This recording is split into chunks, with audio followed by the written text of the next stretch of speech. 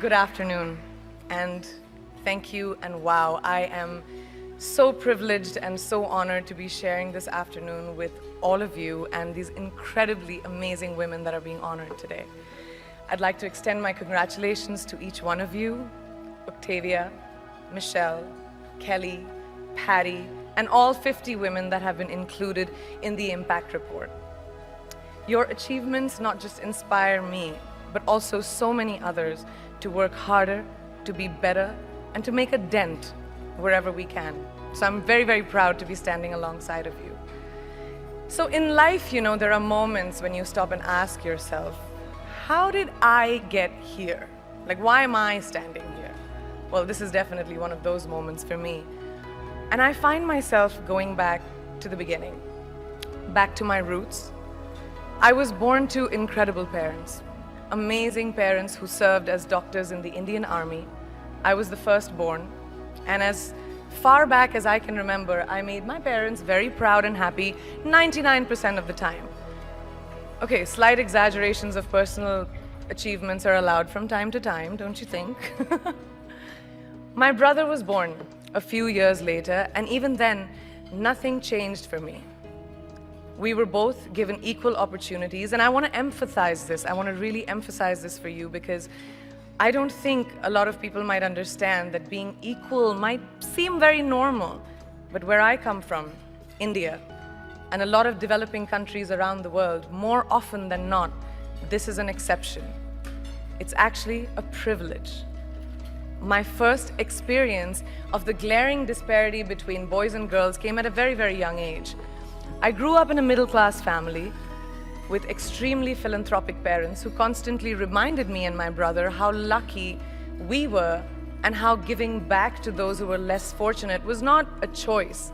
It was a way of life. Simple. I was 7 or 8 years old when my parents started taking me on these visits in a traveling clinic to developing communities around and villages around the city that we lived in called Bareilly. We were packed into this ambulance, and my parents would provide free medical care to people who couldn't afford it. My job at the age of 8 was assistant pharmacist. So I would count all the medicines, put them in an envelope, and give it out to patients, and I really took my job very seriously, very seriously. But the more I went on these expeditions, the more I began to notice the simplest things that distinguished a boy from a girl, or a man from a woman.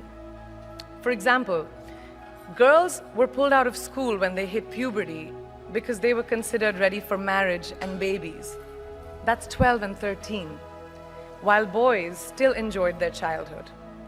Or basic human rights such as healthcare were denied just because they were women. Let's call this whole experience trigger number 1 for me. Fast forward a few years and many, many triggers in between. Like a producer-director, for example, early on in my career, I must have been about 18 or 19, telling me that if I didn't agree to the ridiculous terms or painfully low salary in his movie, that he would just replace me. Because girls are replaceable in the entertainment business. That was a memorable one. Made me decide to make myself irreplaceable. But I think what really moved the needle for me and ultimately led me to create the Priyanka Chopra Foundation for Health and Education, and around the same time partner with UNICEF, was an encounter with my housekeeper's daughter. About 12 years ago, I came home from set early one day, and she was sitting in my library reading a book. And she must have been 8 or 9 years old, and I knew she loved reading. So I asked her, I was like, it's a weekday, why aren't you in school? And she said, oh, I don't go to school anymore. So I went and asked her mother, and I said, why isn't she in school? And her mom said that her family couldn't afford to send her and her brothers to school, so they chose the boys. The reason? She would eventually get married, and it would be a waste of money. I was completely blown, and it shook me to my core. Eventually, I decided to cover the cost of her education so that she could continue to learn, because education is a basic human right.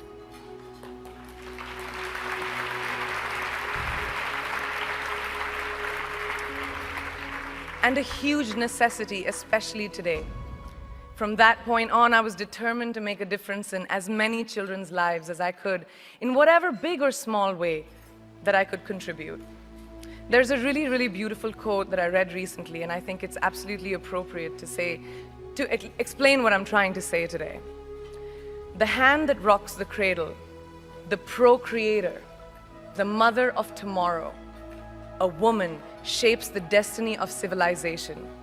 Such is the tragic irony of fate that a beautiful creation such as a girl child is today one of the gravest concerns facing humanity. Girls have the power to change the world. It is a fact, and yet today, girls are more likely than boys never to set foot in a classroom, despite of all the efforts and progress made over the last 2 decades. I'm just going to give you a stat, more than 15 million girls of primary school age will never learn how to read or write, compared to 10 million boys. Primary school, it's the beginning of our future. Over the last 11 years, I have witnessed firsthand the incredible work that UNICEF does for children around the world, especially victims and survivors of child marriage, displacement, war, sexual violence. But there is still so much work to do. And for me, that is the fuel to my fire.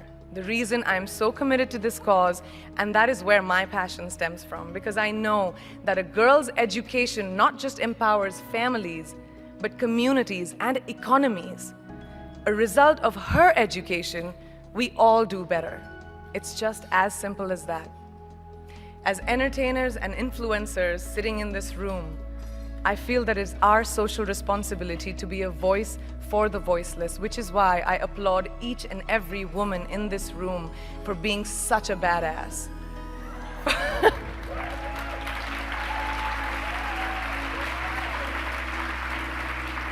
For using your platform and your voice to contribute to change, and for ensuring that there is not even one lost generation as long as we are alive. I'd like to thank Variety and all of you for encouraging me and all of us in this room to keep going and fighting on. Thank you so much.